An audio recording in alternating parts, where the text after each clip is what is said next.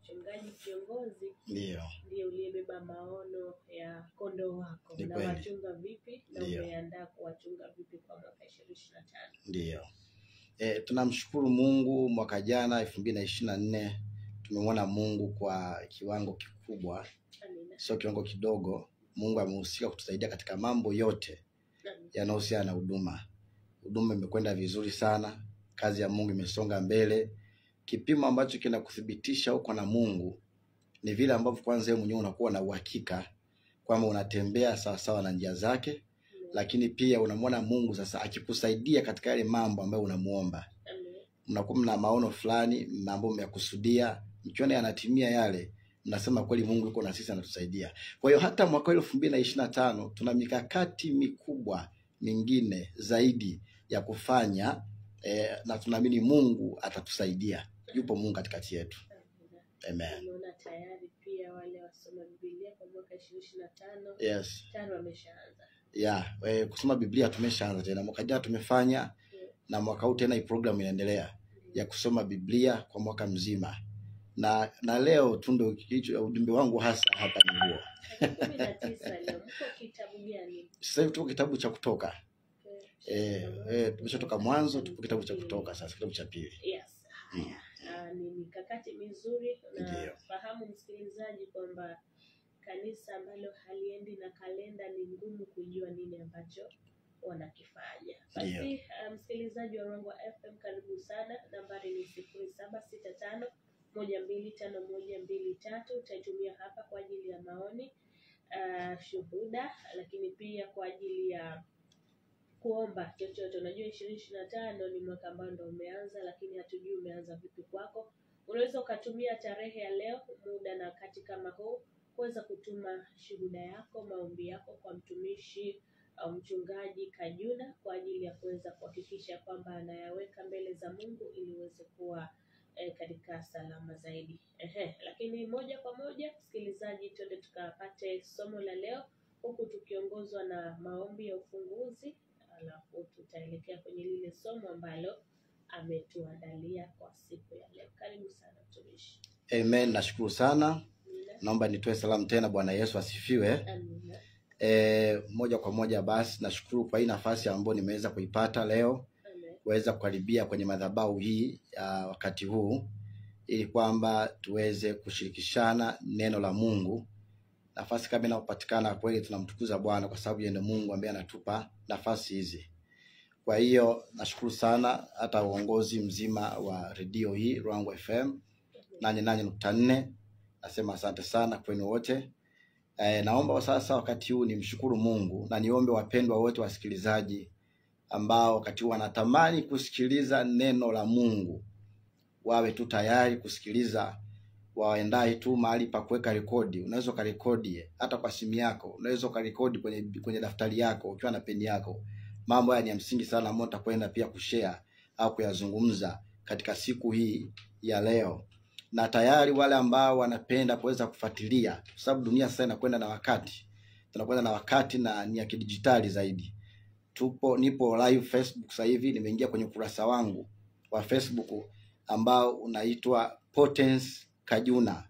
Potence Peter Kajuna. Hivyo Potence Peter Kajuna. Herufi za jina langu mimi kidogo zinakuwa changamoto kufahamika, lakini ni POTENCE. Potence Peter Kajuna. Ukisearch hilo jina kwenye simu yako janja, ndio smartphone hiyo, utaweza kuniona live Facebook. Na hata kama si wakati huu, ambaye anataka kutizama wakati huu anaweza kaingia, lakini ambaye atatamani hata baadaye, kwa sababu kipindi kinakuwa recorded kwenye mtandao wa Facebook, baadaye anaweza pia akafuatilia. Hii ni faida kwa ajili ya ulimwengu na watu wote ambao wanatamani kulijua neno la Mungu. Nirudie tena kusema kwamba naitwa mchungaji Potence Kajuna kutokea Bethel Tabernacle Church, na Bwana amenipa neema ya kuwa na mke mmoja na watoto 3. Neema ya Mungu ambayo tunaiona hiyo. Naomba sasa nimshukuru Mungu alafu niweze kufungua kipindi kwa maombi. Tuweze kuanza moja kwa moja somo letu. Ninaomba sasa. Baba, katika jina la Yesu Kristo, Asante Mungu wetu mwenyezi, Mungu wetu mwema, Mungu wetu mwaminifu, Mungu wetu mtakatifu, Mungu wetu mwenye sifa za pekee sana. Wakati Bwana niko mahali hapa sasa, ambapo sasa ni madhabahu yako hii, wakati huu ambapo tunajifunza neno lako. Jumapili njema ya tarehe 19 mwezi wa kwanza mwaka 2025, siku ambayo umeifanya nasi tunaishangilia. Naomba Bwana ukawe nasi katika kipindi hiki, mtangulie msikilizaji ambaye anasikiliza, kila mmoja apate kitu cha kumsaidia katika maisha yake. Baba Mungu, nakushukuru sababu Roho Mtakatifu yu nasi na atakwenda kutuongoza katika saa hii. Ni katika jina la Yesu Kristo nikiomba na kushukuru, nasema amen. Basi moja kwa moja tutaanza ujumbe wetu wa leo, ambao nimeupa kichwa kinachosema wito wa kusoma Biblia. Wito wa kusoma Biblia. Huo ndio ujumbe wetu. Somo la leo limekaa sasa kwenye hali ya kuleta hamasa, na sio tunasema hamasa ya kibinadamu, lakini tunasema hii ni hamasa ya kimungu. Hii ni hamasa ya kiroho. Tunatoa uhamasisho wa namna hii ili kwamba uamsho wa watu kuinuka tena katika kizazi. Na kwa sababu tumeingia mwaka mpya, naomba niweke msingi hapo. Kwa sababu tumeingia mwaka mpya 2025, bado ni mapema. Tunaweka misingi ambayo itatusaidia kumtumikia Mungu. Tunaweka misingi mwanzoni ya kiroho ambayo itatusaidia kusimama mwaka mzima. Na miongoni mwa misingi kwa sababu kitu cha muhimu sana katika nyumba huwa ni msingi. Huwa ni msingi, lakini pia ni nguzo. Hayo ni mambo ya msingi sana. Unakuwa umeweka msingi, lakini pia kuna nguzo. Ni vitu vya muhimu sana kuwa na msingi ambao ni imara na nguzo ambazo ni imara, ambazo zitashikilia nyumba nzima. Ni jambo kubwa sana. Sasa hii habari ya wito wa kusoma Biblia au kulisoma neno la Mungu, ni watu ambao wako tofauti. Watu ambao wako tofauti, wapo kivingine. Yaani wao wanamaanisha kabisa, watu ambao wako serious na kumtafuta Mungu, watu ambao wamejizamisha kwa Mungu kwa miguu yote miwili. Wamejiingiza kwa Mungu moja kwa moja. Hiyo ni tofauti. Sasa ujumbe huu ni mahususi kwa ajili ya watu wote ambao wanatamani sasa mwaka 2025 kuweka msingi wa neno la Mungu kwenye maisha yao.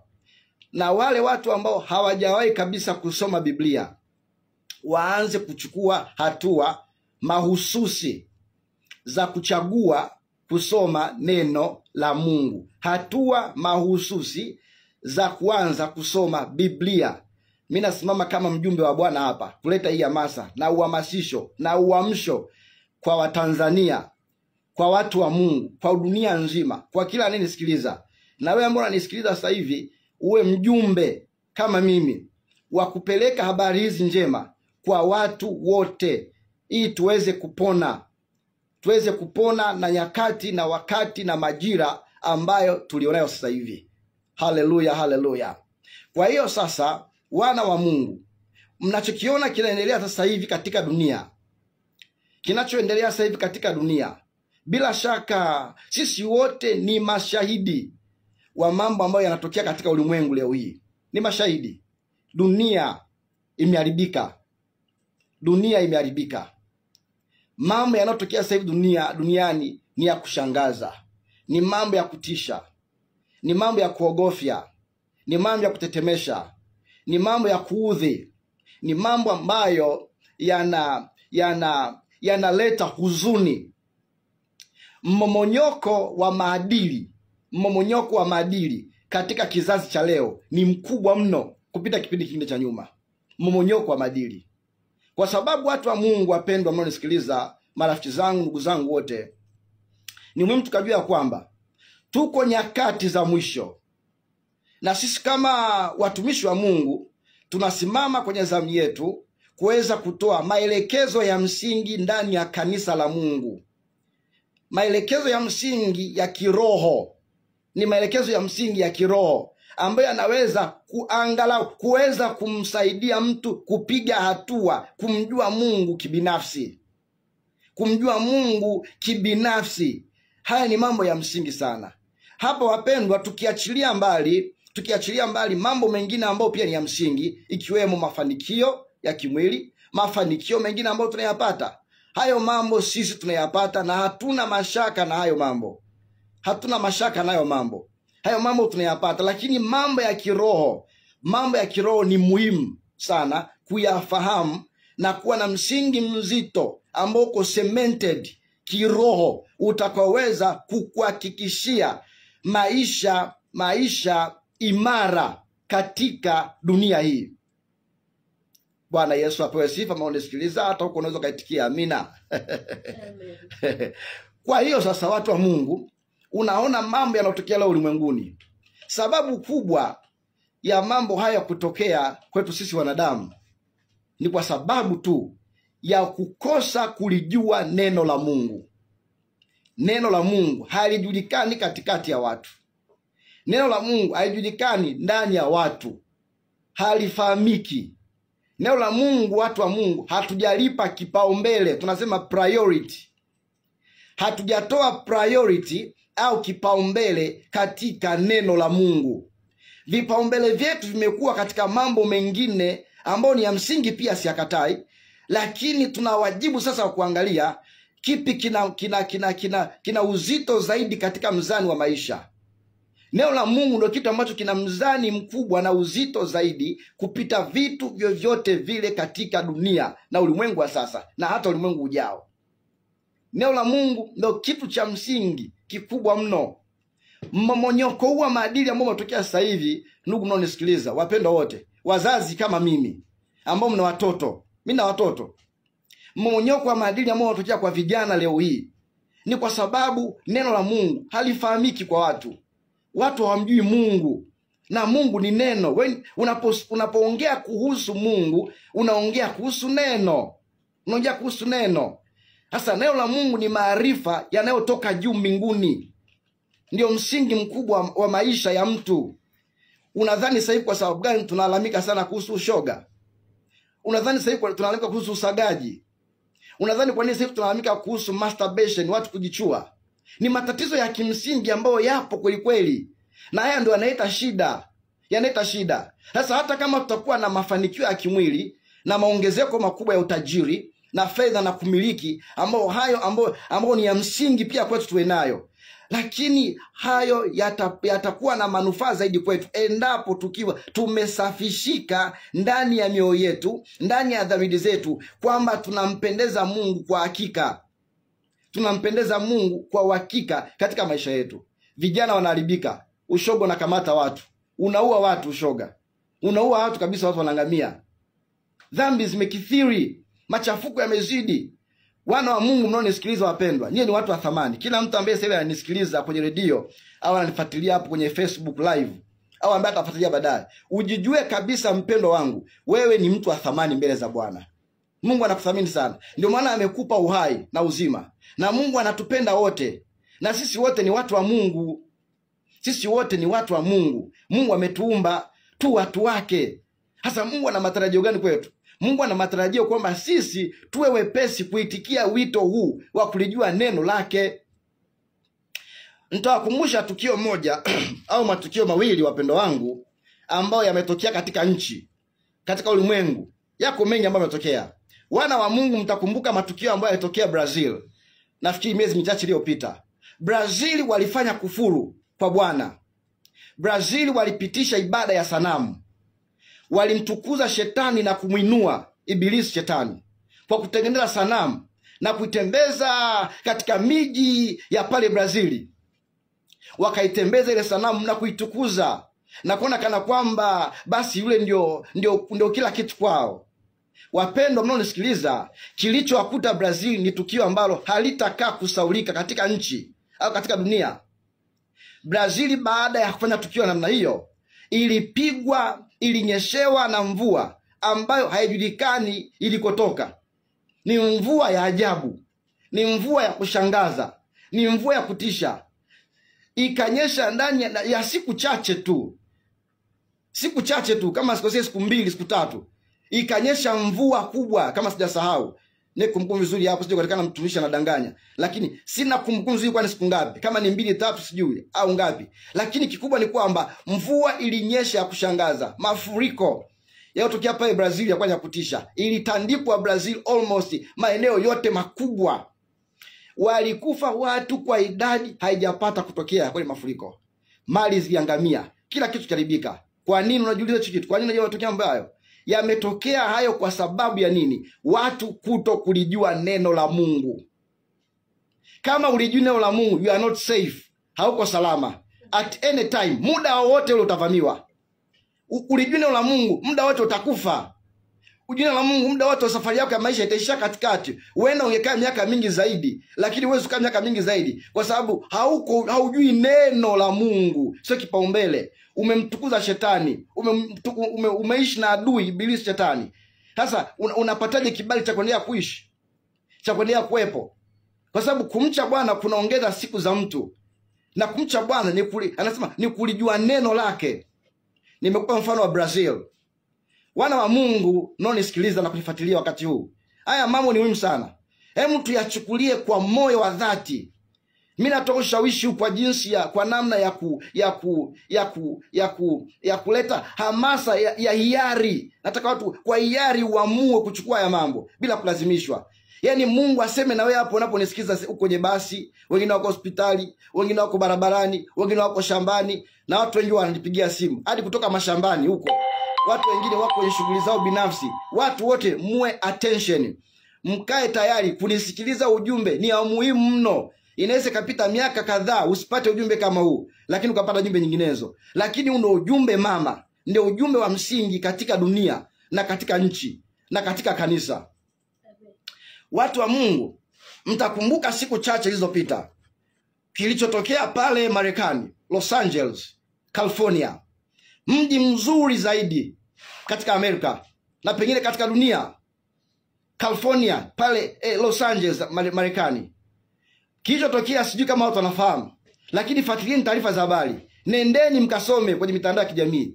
Msikae hivi hivi. Fuatilieni kinachotokea duniani. Mkifuatilia yanayotokea duniani, mtazidi kujipata ambao umetokea kusambaratisha na kuyangamiza kabisa ule mji wa California au Los Angeles. Mji wa thamani sana, mji bora zaidi. Wale watu walifanya kitu gani unajua? Walikuwa na mkutano, I don't know. Walikuwa mahali wameketi kwa sababu ule mji wanakaa watu ambao ni wakubwa. Wacheza nini wanasema cinema, movies. Maarufu, wazito, matajiri ambao unawasikia katika ulimwengu huu. Watu wenye fedha, wasiotikisika chochote. Sababu pesa inakuwa ni jibu la mambo ya maisha haya.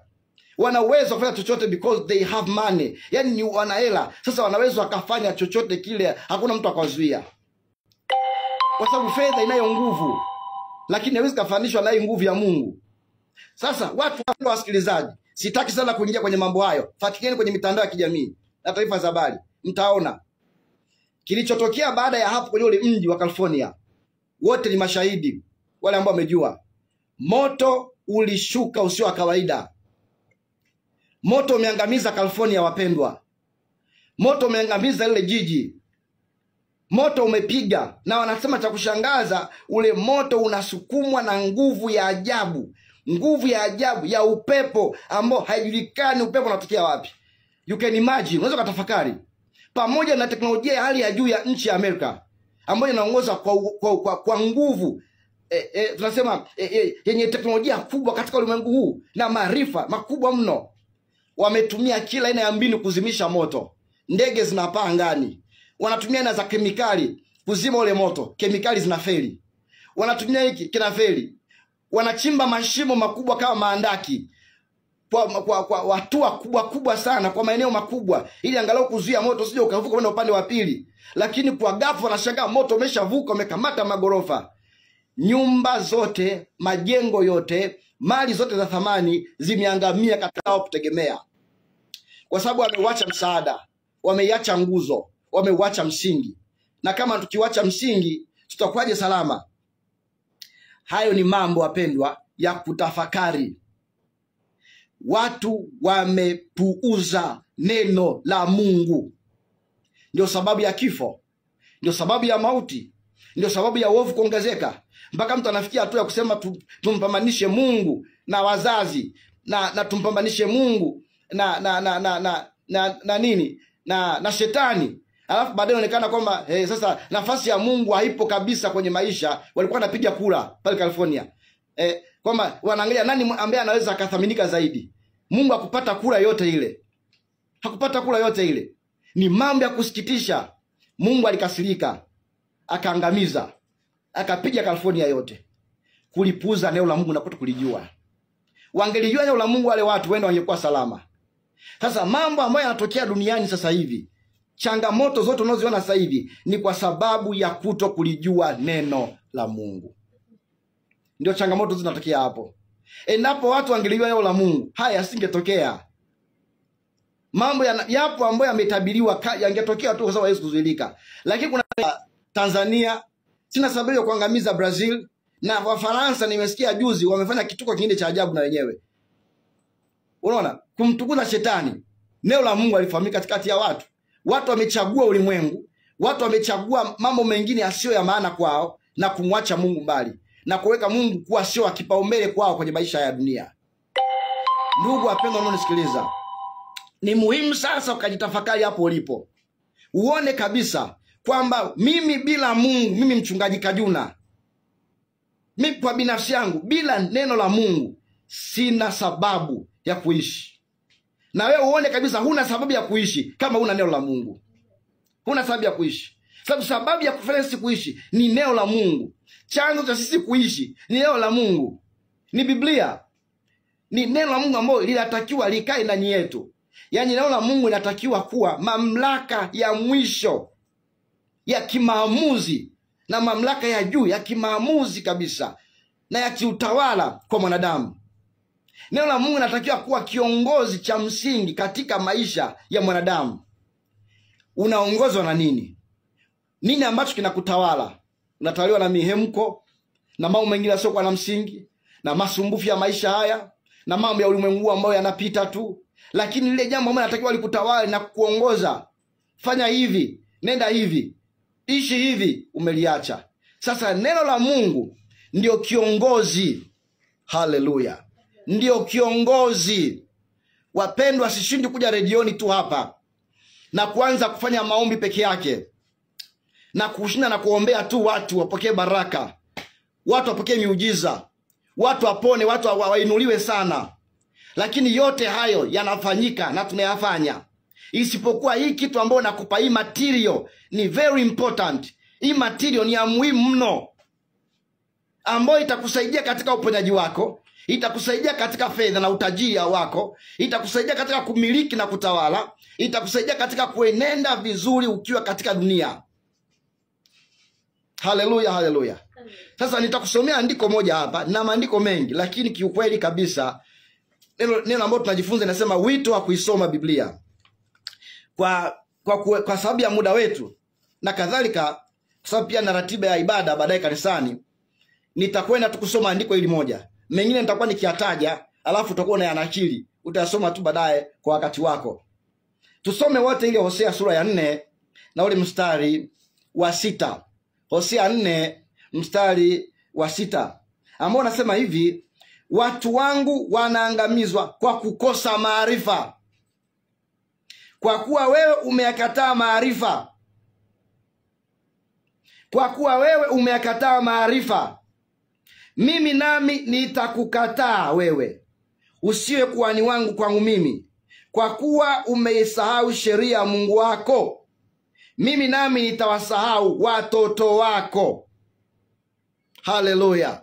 Arudia tena, muhimu sana hili andiko. Msikilizaji unanifuatilia popote ulipo, neno hili ni bora. Neno hili ni la muhimu sana. Lisikize tena. Anasema watu wangu wanaangamizwa kwa kukosa maarifa. Watu wanaangamizwa kwa kukosa maarifa. Kwa kuwa wewe umeyakataa maarifa, mimi nami nitakukataa wewe, usiwe kuhani wangu, usiwe kuhani kwangu. usiwe kuhani kwangu, kwa kuwa umesahau sheria ya Mungu wako, mimi nami nitawasahau watoto wako. Unaweza ukaona. Kwa hiyo kumbe maangamizi yanatokea na maanguko yanatokea sasa hivi na kuangamia na kuharibika kwa watu ni kwa sababu ya kukosa maarifa. Dhambi zinapata nguvu kwa nini? Maarifa hatuna. Hatuna maarifa. Ndio maana dhambi inakuwa ina nguvu. Mmomonyoko wa maadili, hii watoto hawaheshimu wazazi wao. Hawaheshimu wazazi wao. Mzazi ataongea, mzazi atapiga, wengine hadi wanafikia hatua wanaua. Wengine hadi wanawapa majeraha ya kudumu watoto wao. Wanapeleka hadi hospitali tena kuwagharimikia. Wengine wanapeleka watoto wao hadi kuwafunga kabisa, ni mtu anapeleka mwanae gerezani, anampeleka bana, hebu kakae kwanza Segerea. Hebu kakae kwanza pale upate angalau kiboko ya ulimwengu, ufundishwe na ulimwengu. Asiyefunzwa na mamaye, ufunzwe na ulimwengu. Kwa sababu gani nafikia nimesema ya namna napata kasi na nguvu ya kukosa maarifa. Wazazi hatujui neno la Mungu. Kwa sababu hatujui neno la Mungu, hatuyajui maarifa haya yanatoka mbinguni. Tumeshindwa kuwalea watoto wetu katika maadili mema na kuwapa msingi wa neno la Mungu ambao unaweza ukawaepusha na ushoga, unaweza ukawaepusha na kuvuta bangi, unaweza ukawaepusha na kuvuta sigara, unaweza ukawaepusha na usagaji. Huu msingi unaweza ukawaepusha na mambo ya uongo na uzinzi na uasherati. Huu msingi unaweza ukawaepusha na tamaa mbaya na rushwa. Huu msingi wa neno la Mungu unaweza ukawaepusha na namna zote za mambo yasiyofaa katika dunia. Kwa sababu mambo yasiyofaa katika dunia ndio yanayokuja kusababisha maangamizi kama vifo, majanga makubwa ya kutisha na magonjwa makubwa yanayotisha yanayotokea sasa hivi. Juzi umesikia pale China kuna kaugonjwa, ugonjwa lingine linaibuka tena, linakuja. Na hiyo ni dalili ya nyakati za mwisho. Mlipuko wa magonjwa ya kutisha ambayo hayana tiba. Kwa sababu ya uasi mwingi kuongezeka. Lakini mkumbuka Ibrahimu anapoomba toba na anapoomba kwa ajili ya Sodoma na Gomora, anamsihi Mungu. Anasema ukiwepo wenye haki Bwana utaangamiza 50. Ukiwepo kadhaa utaangamiza, anasema siangamizi. Kumbe wenye haki wakiwepo, watu ambao wanajua maarifa neno la Mungu wakiwepo, Mungu hawezi kuangamiza hiyo nchi. Mungu haangamizi.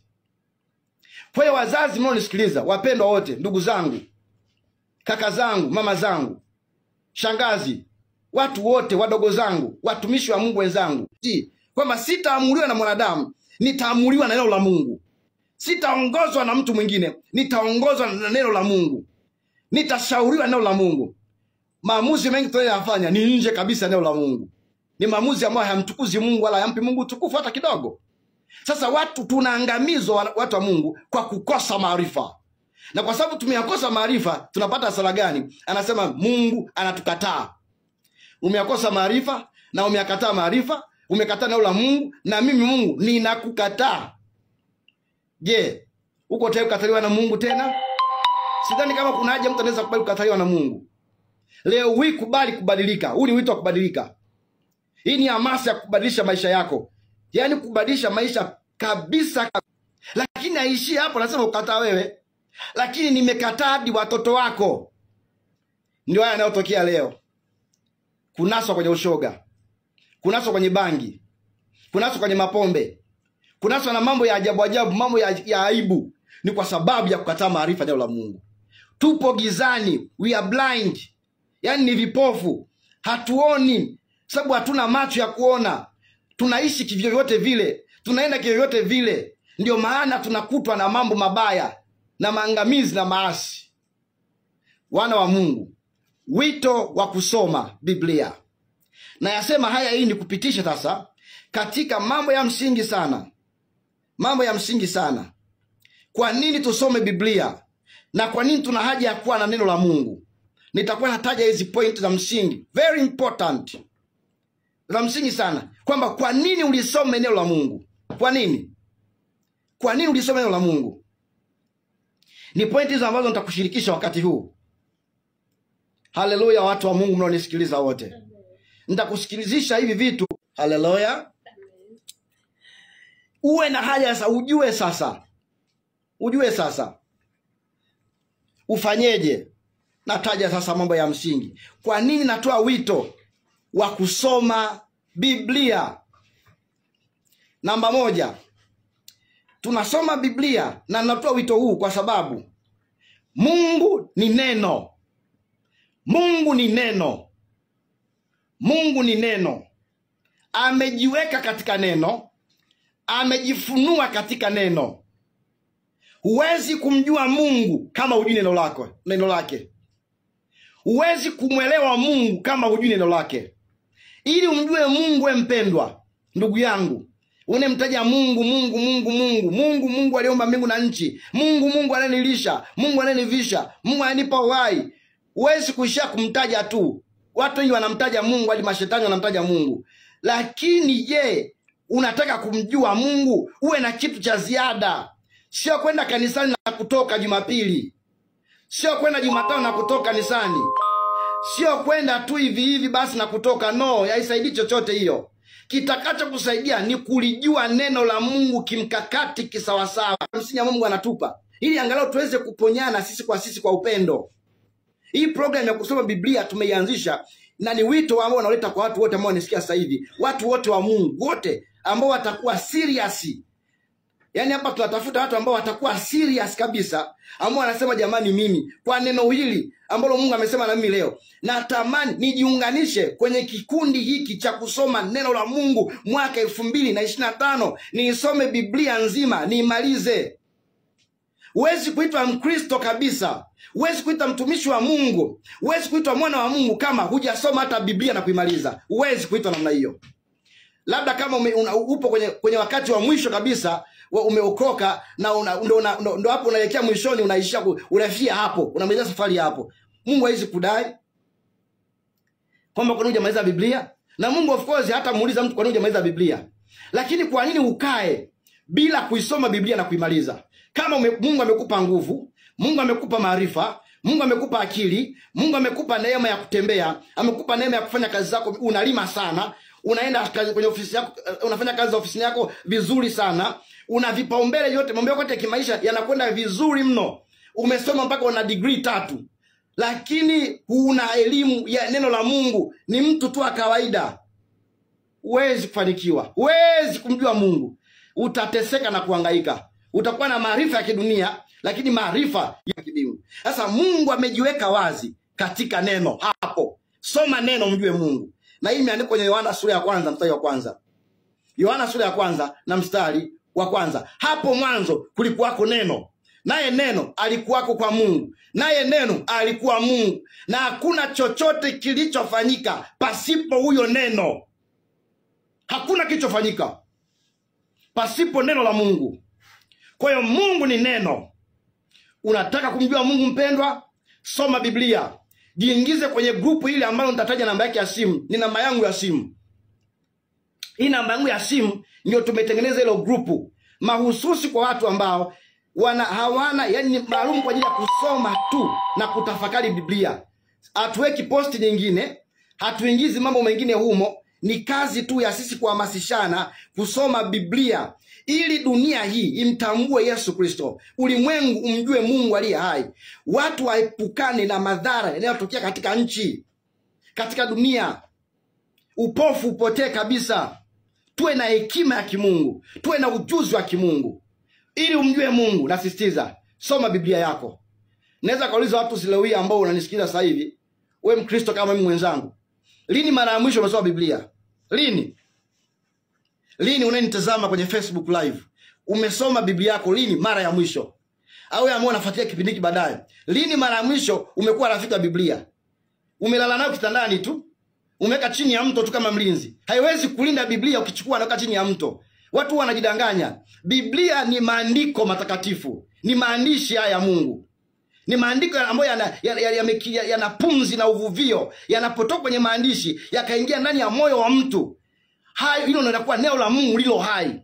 Yakiingia kwenye moyo wako, ambao moyo wako haufi, roho yako inaishi milele. Neno la Mungu likiingia katika roho yako, ndio linakuwa hai milele na linakuwa na nguvu ya kusaidia milele. Sasa unapochukua Biblia na kama mlinzi wako unailalia kitandani kama ilizi, haiwezi kusaidia chochote. Kitakacho kusaidia wewe ni kuyahamisha yaliyoandikwa kwenye Biblia na kuyaingiza kwenye moyo wako na kuyatendea kazi, hapo unatakuwa na ulinzi. Unaja kuchukua ilizi, unaja kuchukua uchawi, unaja kuchukua uganga, unaja kufanya chochote, kwa sababu neno la Mungu lipo ndani yako. Mungu amejifunua waziwazi kwenye maisha yako. Haleluya, haleluya. Kwa hiyo sasa Mungu amejifunua katika neno. Namba 2, kwa nini tusome neno la Mungu mwaka 2025?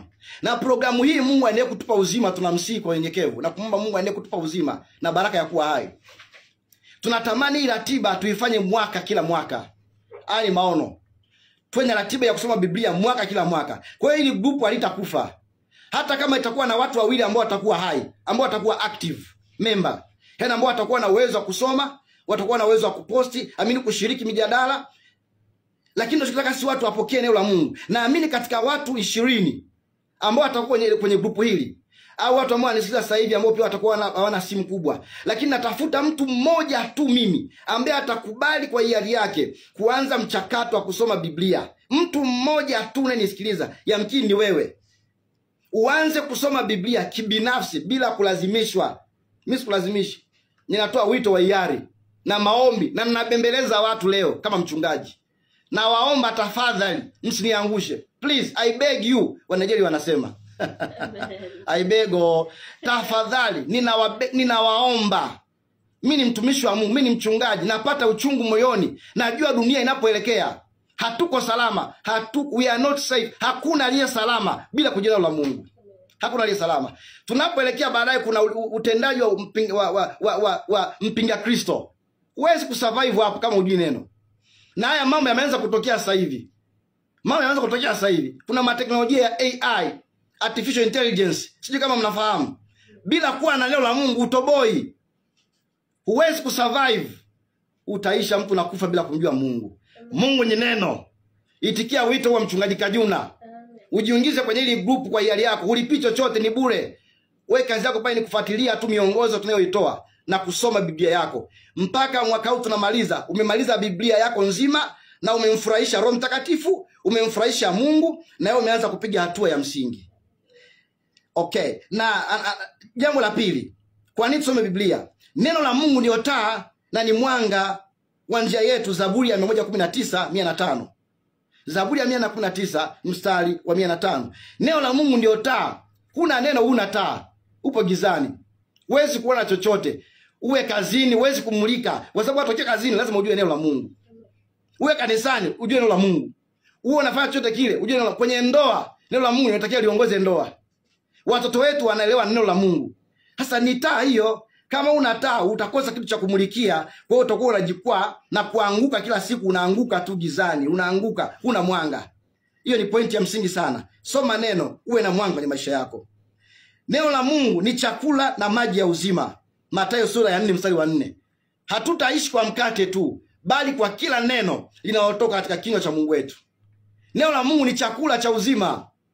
Kula neno la Mungu uishi maisha marefu. Chakula cha mwili kinatufanya sisi tupate nguvu ya kuishi, na chakula cha kiroho kinafanya roho yako ipate uwezo wa kuishi siku na siku, miaka na miaka, mpaka Mungu atakaposema sasa huyu mtu ngoja nimchukue halali na pumzike katika dunia. Ni chakula cha uzima. Roho yako inabidi ilishwe kama vile ambavyo tunakula wali na marage, tunakula na nyama, tunakula na pizza, tunakula na vyakula vizuri kujimarisha, na virutubisho vyote vitano tunavifuatilia: vyakula vya vitamin, vyakula vya protini, vyakula vya wanga, carbohydrates, food, tunakula vyakula vya mafuta, sijui inaita fats and oil. Vyote ni virutubisho hivyo. Neno la Mungu ni kirutubisho cha kiroho. Eat, kula chakula hicho. Kula chakula neno la Mungu ni chakula na ni maji ya uzima. Usishie unakunywa tu pombe. Kula neno la Mungu, kunywa neno la Mungu, achana na pombe. Pombe hii inakupeleka wapi? Hebu jitafakari. Toka mtu unakunywa pombe, imekupeleka wapi pombe? Zaidi ya hasara tunakuta ugomvi kwenye ndoa. Chukua neno la Mungu iwe taa kwako, ina iwe chakula cha uzima. Neno la Mungu ni upanga mkali. Waibrania sura ya 4. Neno la Mungu li hai, anasema hivyo. Tena lina nguvu katika Waibrania sura ya 4. Tena lina ukali kuliko upanga wowote ukatao kuwili. Neno la Mungu ni nguvu, neno la Mungu ni upanga. Una maadui wangapi wewe? Unashindana nao kimwili, mnaisha kupelekana polisi na kushtakiana. Umekosa maarifa. Umekosa maarifa. Polisi wenyewe sasa hivi wanatamani watu wajue neno la Mungu. Ukienda polisi wanaanza angalau kuhimiza. Jamani, malizaneni, mpatanishwe. Hatutaki sisi kuwafunga. Huu ubaya muache. Polisi wenyewe wanashauri watu namna hiyo. Lakini ni migogoro kila siku kwa sababu ya kukosa neno la Mungu. Halijulikani. Ni upanga wa kiroho ambao unaweza sasa kuangamiza maadui wote wa rohoni. Kwa sababu duniani tunashindana na mashetani na majini, ulimwengu wa roho. Tunapambana na majeshi ya pepo wabaya bila kuwa na neno la Mungu ambao ni upanga mkali. Neno la Mungu ni upanga mkali. Huwezi kusonga mbele. Lazima uwe na silaha ya kusaidia, inakata kote kote. Adui asimame, hawezi kusimama mbele ya upanga ambao ni neno la Mungu. Neno la Mungu ndio uzima wetu.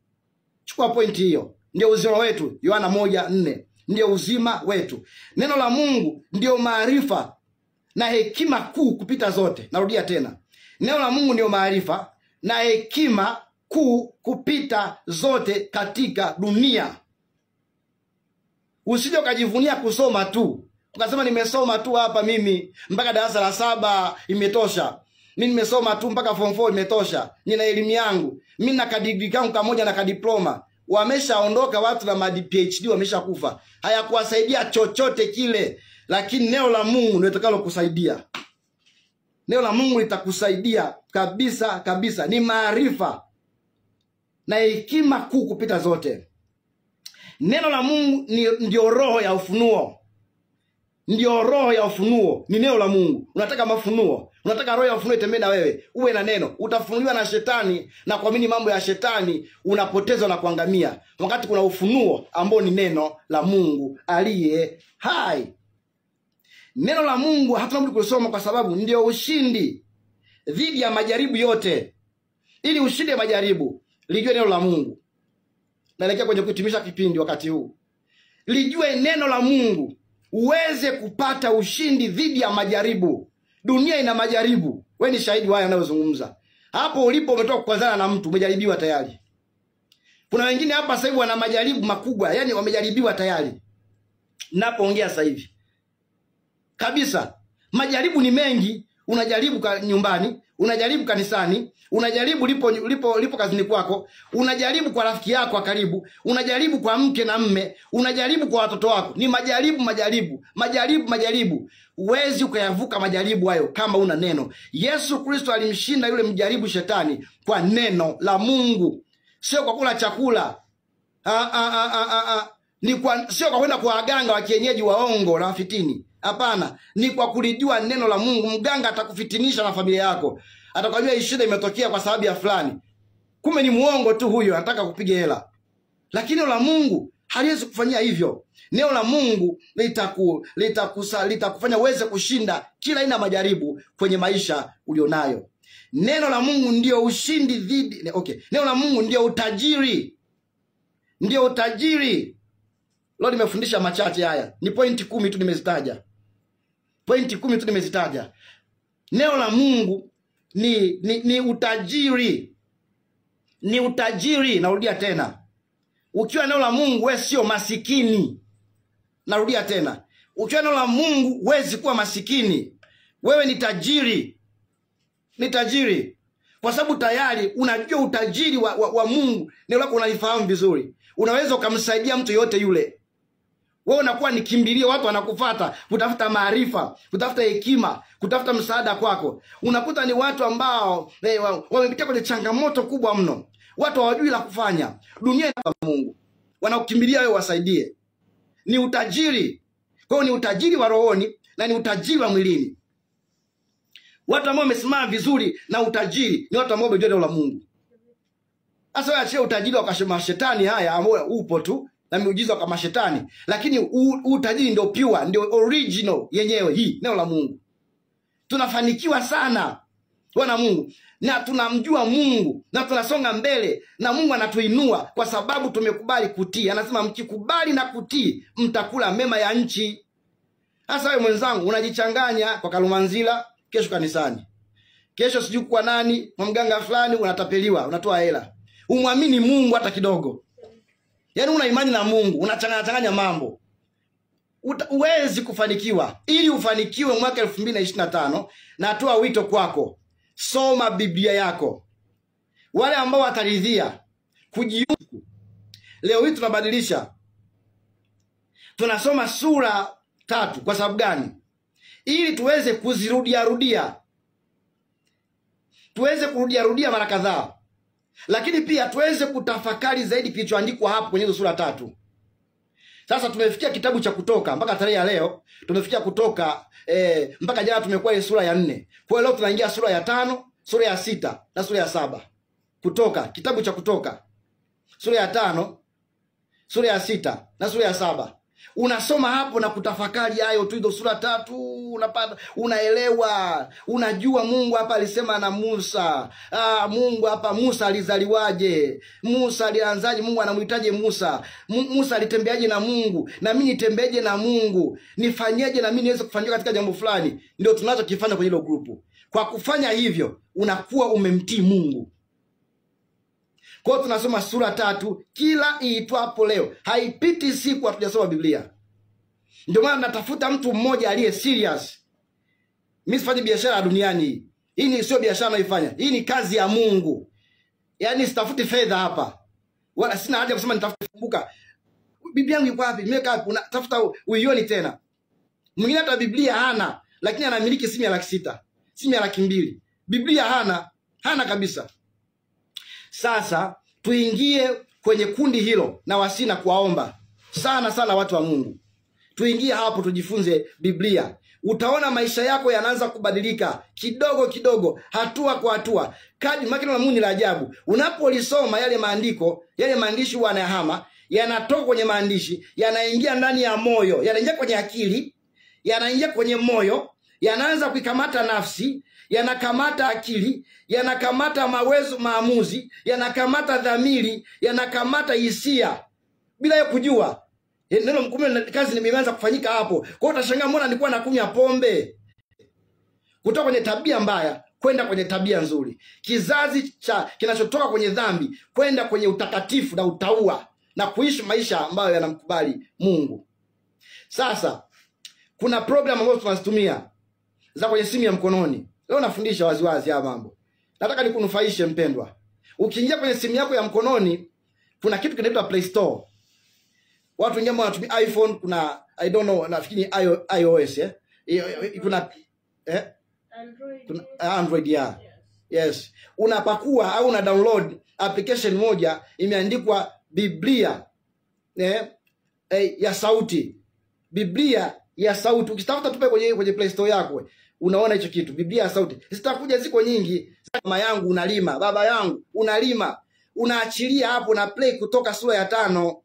Unasoma neno la Mungu. Then unakuwa huku unasikiliza kwa umakini tu. Na unaweza kurudia zaidi hata mara 10 kwa siku. Na kuambia ukweli, wanasema sana na theolojia na wataalamu wanazuoni, mtu ambaye anasikiliza kitu kwa muda mrefu na ukirudia, hicho kitu hukaa ndani yake, huingia ndani yake.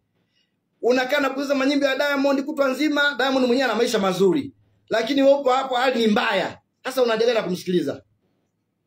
Diamond kila siku yuko nchi za nje na magano yake. Lakini wewe unaweka agano na Mungu, usome Biblia. Unasikiza vitu ambavyo vikusaidii, unamsupportije Diamond? Msupporti Mungu kwa kusoma Biblia. Sikiliza tu, unasikiza tu hapo wakina Alikiba, wakina Zuchu, watu ambao hawana maadili. Wanalibu watoto wetu siku hizi majumbani, watu wanapata shida kwa sababu wanadamu hata faida ya mambo ninayokueleza. Na kwenye group letu naweka hiyo application. Ukitaka kuidownload, unaidownload kutokea hapo kwenye group letu la WhatsApp, ambao namba yake ya simu ni ya kwangu. Ukiniomba, ukinitumia hata message, bwana baba naomba uniunganishe. Mimi ni mchungaji. Sawa? Ni mchungaji. Bwana baba naomba uniunganishe. Mchungaji, niunganishe kwenye grupu hili. Na mimi nataka nianze kulijua neno la Mungu. Mimi nakuingiza pale. Hatutumi vitu vingine pale vyovyote vile zaidi ya neno la Mungu na kujifunza. Bwana Yesu asifiwe. Amen. Namba yangu ya simu ambayo itakusaidia wewe kuweza kujiunganisha kwenye hiyo grupu ya kusoma Biblia mwaka 2025. Yaani na wewe na shuhuda kama na mimi nilisomaga Biblia na kumaliza. Uwe na huo shuhuda. Hayo ni maisha ya kawaida kwa watu ambao wanampenda Mungu. Kusoma Biblia mara kadhaa ni jambo la kawaida tu. Namba ya simu ambayo itakusaidia kuunganisha ni 0788 10 95 35.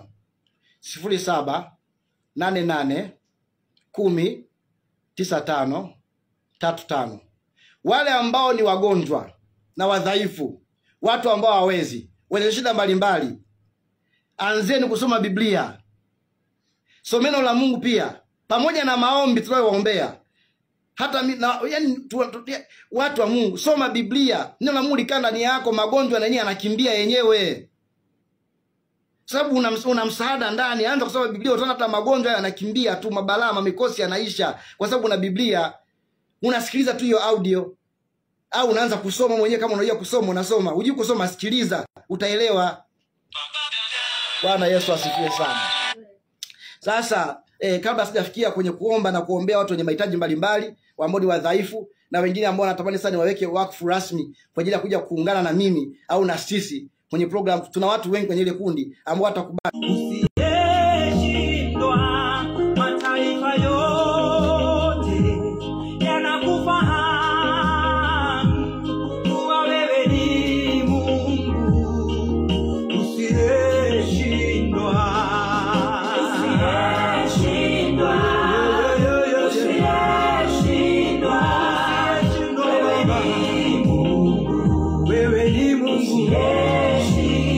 wewe ni Mungu. Makabila yote yanakufahamu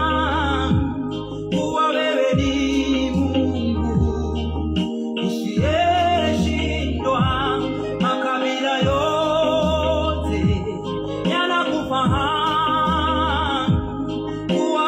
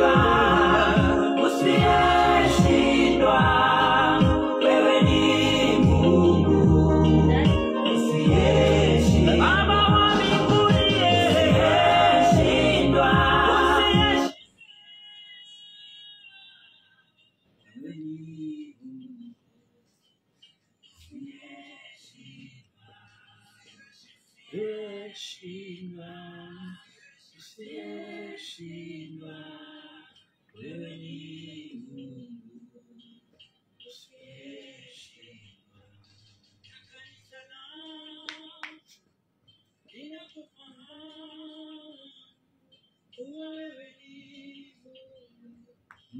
Usiyeshindwa, makabila yote yanakufahamu kuwa wewe ni Mungu. Usiyeshindwa,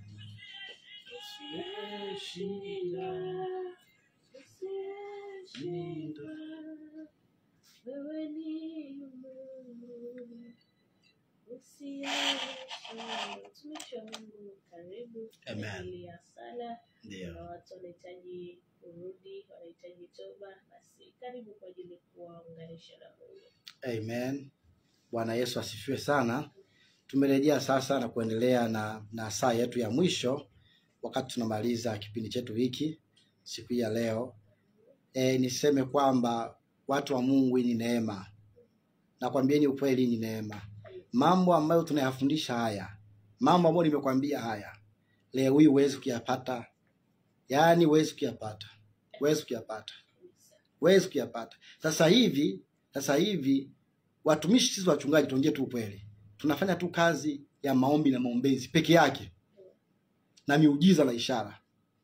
Vitu ambavyo ni sahihi na mimi mwenyewe navifanya na ninavikubali sana. Yaani tumejikita kwenye mambo hayo tu, lakini kuwafundisha watu kama tutafanya mambo hayo tuyafanye kabisa. Lakini pia tuwape watu msingi wa kuwasaidia kwenye maisha yao. Mfundishe mtu jinsi ya kuvua samaki. Ili wakati mwingine avue mwenyewe. Unamvulia kila siku kwa sababu gani? Kwa mimi mchungaji Kajuna nafundisha watu, natengeneza kanisa ambalo la watu ambao watakuwa wanaweza kuvua samaki wenyewe. Yaani mtu anaweza akaomba muujiza ukatokea kwa sababu anajua neno la Mungu. bila hata kumtegemea mwingine. Wakati ambao tunaenda nao watu wa Mungu, anatafuta mtu mmoja tu ambaye atakuwa na maarifa ya neno la Mungu. Mtu ambaye hana maarifa hataweza kutoboa. Niamini ninachokwambia. Huwezi kushindana na mpinga Kristo. Huwezi kushindana naye. Huwezi kushindana na mambo yanayokuja baadaye kidogo, na magonjwa mazito yanayokuja baadaye. Huwezi kushindana nayo kama hujui neno la Mungu. Kwa sababu Zaburi ya 91 mimi najua hadi zoko pale. Kwamba hata town zije namna gani, magonjwa aje namna gani, town haitafika kwangu mimi. Haitanifikia mimi. Sababu ndio Mungu ameniweka kwenye neno lake hapo. Siyumbishwi, sina haja kwenda kwa mganga nikatafuteni kwa mganga mimi. Siwezi kwenda kwa mganga. Mganga aje kwangu, nimfundishe neno la Mungu, nimuombea atubu na kutengeneza njia zake. Ndio kazi yangu mimi mchungaji. Nafanya kazi ya upatanishi, amesema Badalavu. Mimi ni mpatanishi, ni kuhani wa Mungu. Na mpatanisha mtu na Mungu. Kwa hiyo hivi ninavyokupatia mimi nakupa elimu ambayo hata ufanyeje inawezekana usiipate. Utasikia mafundisho mengi kwenye mitandao sasa hivi, ni mengi. Mafundisho ni mengi mno, wana Mungu, tujihadhari. Ni mengi mno. Usikilize lakini uangalie. Kuna matango poli, weka pembeni. Kile cha kusaidia kichukue. Lakini nitakufurahia zaidi na Mungu atakupenda zaidi akiona kwamba unachagua mambo yenye faida kama haya. Mungu atafurahi sana. Kwa sababu unajua mwanangu huyu ndio ana shida na matatizo. Mimi namsaidia, mimi namponya, mimi namtetea. Ana ulinzi wa moja kwa moja kwa sababu analo neno. Leo watu wanafunguliwa kwenye maombi lakini shida zinarudia tena kwa sababu gani? Hawana neno la Mungu ndani. Neno la Mungu ni ulinzi. Ni ulinzi. Kwa hiyo haya tuyachukue wana wa Mungu. Yatatusaidia wapendwa wote ambao mnanisikiliza wakati huu. Kwa hiyo tujiunganishe kwenye grupu, na wewe uwe wakala sasa. Na kuomba kae wakala. Hiyo namba yangu ya simu. Watajie watu kabisa. Waambie huyu mchungaji amefungua grupu la WhatsApp ambalo anatamani watu waingie kusoma Biblia. Hata kama simu ya hiyo kubwa hamna, mwambie mwenzako alionayo. Kama jamani kuna mchungaji amefungua kikundi cha kusoma Biblia. Unataka kumaliza Biblia mwaka mzima, sura 3 kila siku? Kuna wenzako hapo mahali fulani hawa. Tupo hapo. Hatuangalii udhehebu, naomba nisisitize hicho kitu Dalavu. Hatuna udhehebu hapo. Tunaangalia mwili wa Kristo. Haleluya, naomba nisisitize. Yesu alikuja kwa ajili ya watu wote. Ya watu wote. Yesu hakuja na dini. Yesu alikuja na wokovu. Kutafuta watu wote wamjue yeye.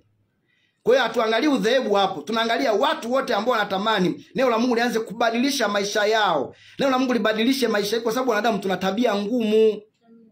Tuna shida sisi wanadamu, tuna matatizo mengi. Msaada ni neno la Mungu peke yake. Kwa hiyo hatuangalii udhehebu. Usije ukasema bwana ile group ni wale fulani.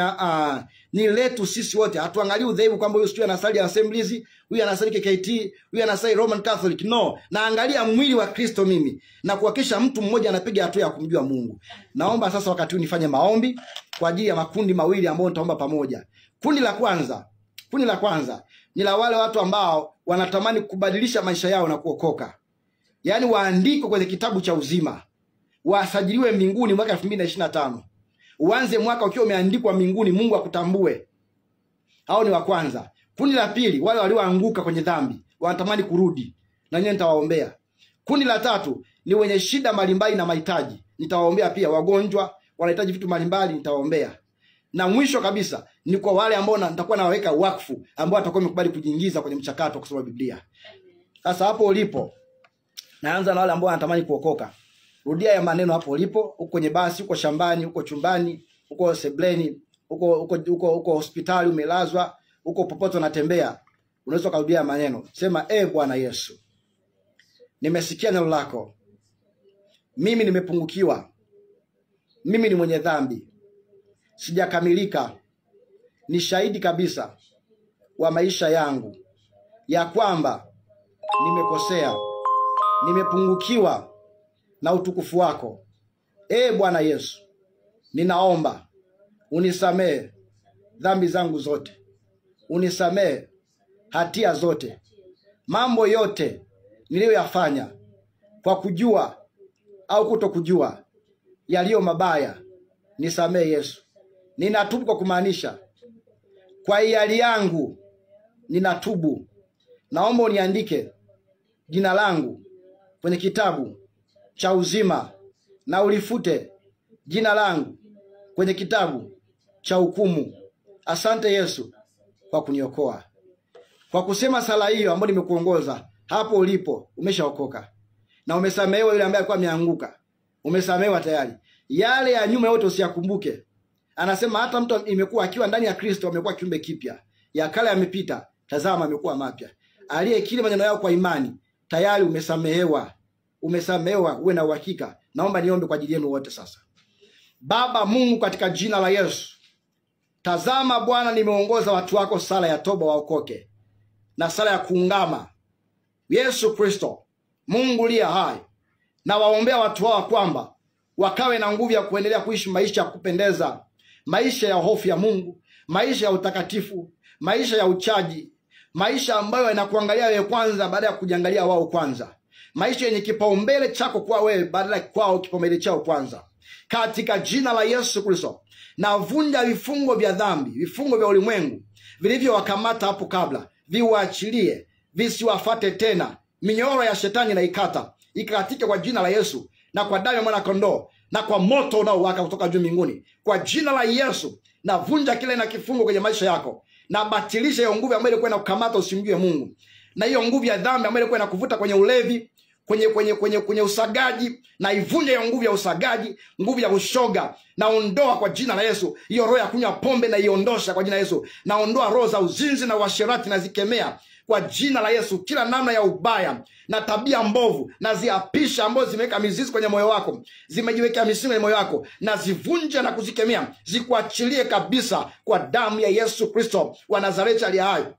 Naomba kwa ajili ya wote ambao walirudi nyuma, Baba wakubali, Baba watakase, Baba wapokee. Wote hawa ni watu wako, na waachia mbele zako Yesu Kristo. Ninaomba kwa ajili ya wote ambao ni wagonjwa sasa. Kama kuna mgonjwa hapo ulipo unanisikia, weka mkono kwenye redio yako hapo. Kuna muujiza unatokea immediately. Sasa hivi unapokea muujiza hapo ulipo kwa neno la imani. Natamka kwa neno la imani kutoka kwangu mwenyewe, natamka kwa imani hapo ulipo, mwenye shida yote ile, kwa jina la Yesu, mwenye maumivu ya tumbo, maumivu ya kichwa, uchawi umekuzingira kwenye mwili wako, ugonjwa huo ni sababu ya mapepo, na amuru moto uyaondoe mapepo hayo yote kwa jina la Yesu Kristo. Mwili wako uwe mwepesi kabisa. Kuna watu wa milioni mizito kama umbea mizigo mizito, na amuru mwili wako uwe mwepesi. Watu ambao wanasumbuliwa na kansa, wanasumbuliwa na magonjwa ya kutisha, na amuru moto ukaushe hiyo kansa kwa jina la Yesu Kristo Nazareti. Na amuru moto ukaushe, moto ukaushe. Damu ya Yesu, damu ya mwana kondoo wa Mungu, naita moto, naita moto. Na amuru uchawi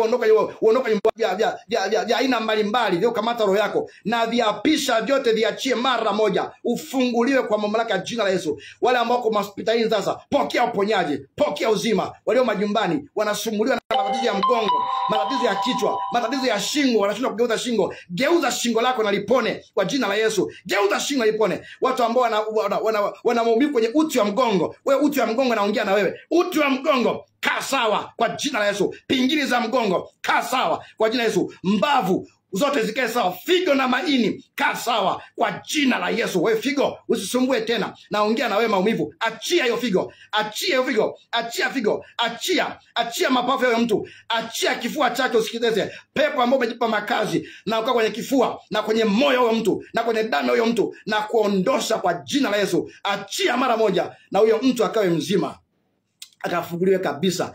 Baba Mungu, nakushukuru sababu tayari umeshaponya na kufungua watu wengi sana wakati ya asubuhi ya leo. Nakushukuru Mungu wa uzima. Wakati wa mwisho, wakati namaliza, Baba Mungu, tazama naleta watu wote ambao wataingia kwenye wito wa kusoma Biblia mwaka huu, ambao wana Biblia za hard copy. Baba, wape neema ya kuzisoma.